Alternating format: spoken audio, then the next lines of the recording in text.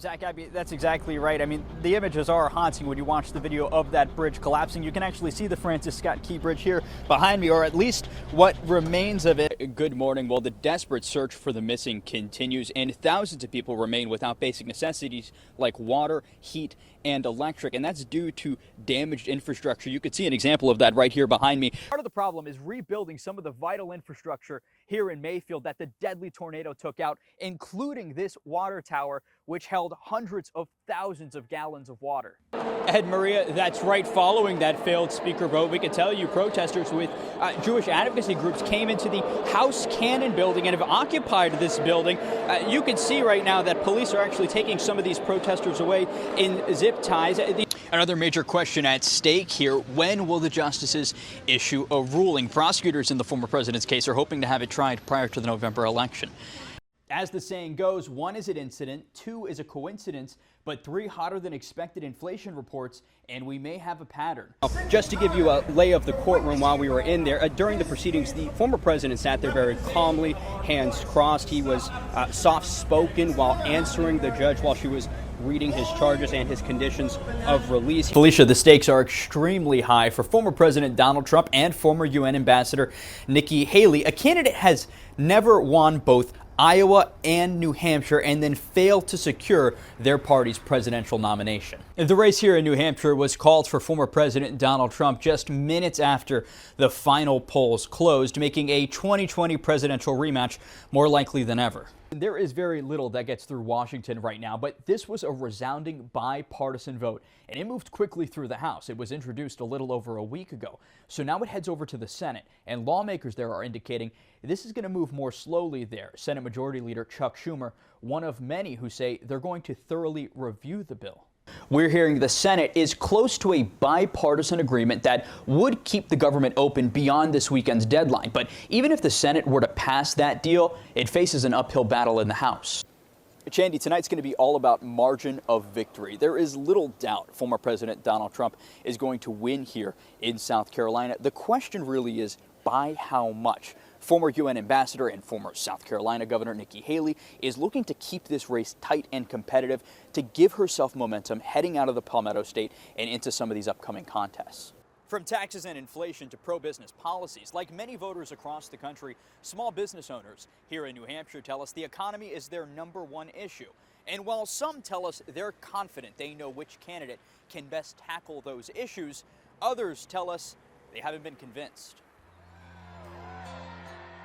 To win the minds of voters, candidates are speaking to their pocketbooks. We're the greatest economy in the history of our country. Small businesses are the heartbeat of our economy. And if you ask voters, what are the most important issues for you in this upcoming election? We need to get our fiscal stuff straight. You can see why. As a business owner, it has to be taxes. I look for candidates who understand the value that manufacturing create in the economy.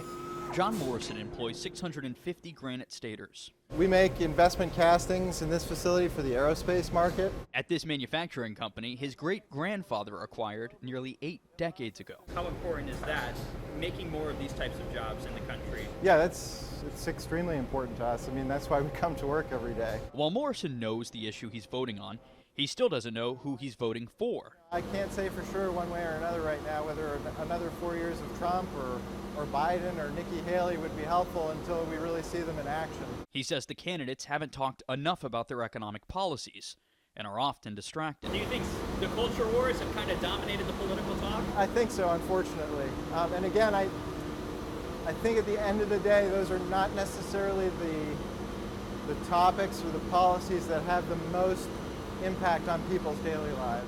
Monday will be the final opportunity for both Haley and Trump to make their final economic pitch to voters. In New Hampshire, I'm Christopher Salas. Here at Fort Moore, leaders say heat is one of the biggest challenges cadets face when training on the installation. Next gunner. At one of the largest military installations in the country, Load and make ready. hundreds of cadets train to fight potential enemies. 1, 2, 3, up. Now drop your gear. While fighting an enemy we can't see. The climate in general takes a large toll on the trainees and their operational readiness. The Defense Centers for Public Health reports each year more than 1,500 soldiers develop heat illness, hundreds of them here at Fort Moore. We're not going to be able to eliminate. The best thing we can do is prevent. Go.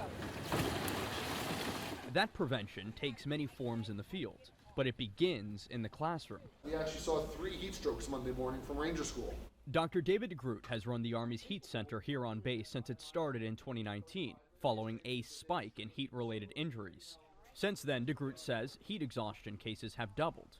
We're real comfortable with those numbers going up some, whereas heat stroke numbers have been reduced by 70%. Heat stroke is what can kill someone when not properly treated. DeGroot runs a class each month giving drill sergeants best practices, Lane 1. like changing training schedules during excessively hot days. But when every day's hot, that option's been taken away. and it could get worse. The Union of Concerned Scientists warns if the planet warms at the same rate it has been, by 2050, on average, U.S. military bases will face an extra month of dangerously hot days, putting soldiers at bases like Fort Moore under greater threat. Do you believe your work has saved lives? I think so, but I think the point is worth emphasizing that it's a team effort. Ready, set, begin. The Heat Center provides recommendations. Commanders conduct training. Keep them up until you get ammo. Drill sergeants conduct training. We give them the tools to do so smartly. Got it? Tools that drill sergeants like Sarah Escarcega say will help them defeat one of the biggest threats they face. We are obviously going to cater to whatever is being provided to us by the environment, right? Something that's out of our control ourselves individually and our training. So we're just going to adapt as we have to. The Department of Defense is investing billions of dollars to try and mitigate the risks of climate change. Some of that money going to preventing climate-related illness and also creating climate-resilient infrastructure. At Fort Moore, I'm Christopher Salas, WBAL TV 11 News. Get the facts on polling. Pew Research says polls or surveys seek to measure public opinion on a range of subjects. But how do they work? How accurate are they? And what should you look for? Let's start with how they work. You and some of your friends are having a party. It's a really big party, and you want to order pizza. You aren't going to be able to ask every single person what topping they want. But if you ask 10 partygoers, you might get an answer that looks something like this. There's always one guy. In polling, those answers are called a representative sample, and those samples are gathered in a lot of different ways: telephone, email, online surveys, and even snail mail. The size of that sample can vary too, depending on the type of poll and who's conducting it, which you may be asking, how accurate can a small sample actually be when it comes to the views of our very big pizza party, or for political polling, the entire country? Well, polls aren't a census. Like our pizza survey, they're not designed to perfectly figure out what everyone is thinking on a particular issue or candidate, but rather get a good estimate. The strength of a poll can be determined by its margin of error. The larger the margin in the poll, the less reliable. A smaller margin may mean it's more reliable. To make the estimate more accurate, pollsters use random sampling and weighting. Random sampling is designed to help pollsters reach a mix of various people from different demographics and backgrounds. Think age, race, income, education. But because a random sample doesn't always give you a perfect mirror of what society looks like, pollsters then use math and statistical models to adjust for differences. This is known as weighting. But that's not all. You should always look at the methodology of a poll. Who's conducting the poll? How are the questions being asked? Sometimes polls are designed by organizations or campaigns to get a particular answer. Back to our pizza example. If I wanted pepperoni, my poll might ask, would you rather eat a pepperoni pizza or this piece of paper? That's not a difficult choice. But I could then say that my poll showed pepperoni was the overwhelming choice. Another factor to consider, what is being measured? Polls you see right now might show national polling of presidential candidates.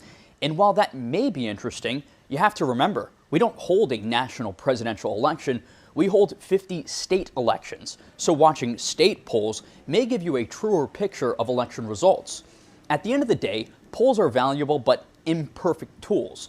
They're not forecasts of the future, rather a glimpse of what people might be thinking at any given time. And it's also important to remember this election season, polls don't decide elections. Voting does. Helping you get the facts, I'm Christopher Salas. Hey, Shannon, Andrew, good evening. More and more economists are pointing to the availability of immigrant workers, both legal and illegal, as a reason why we are seeing strong economic numbers that are defying expectations. I was working like almost 3 months for all Central America. Ronaldo Torres is a Colombian immigrant moving to the U.S. just a year and a half ago. We are in the middle of the army groups about guerrillas, the government, and narcos, and we have no option. We got to leave because they're gonna kill us. He's now working for a social services company in Philadelphia, making enough money to send back to his family, especially his mom. And I work for help her in the way that I can. Torres joined other immigrant workers in D.C. this week, looking to expand U.S. work permit policies. Is this a moment right now for immigrants in the economy to take advantage of the leverage they have? Yes, and I think that's exactly what we're doing today. Economists say workers like Michi and Ronaldo are why the jobs numbers have been so strong.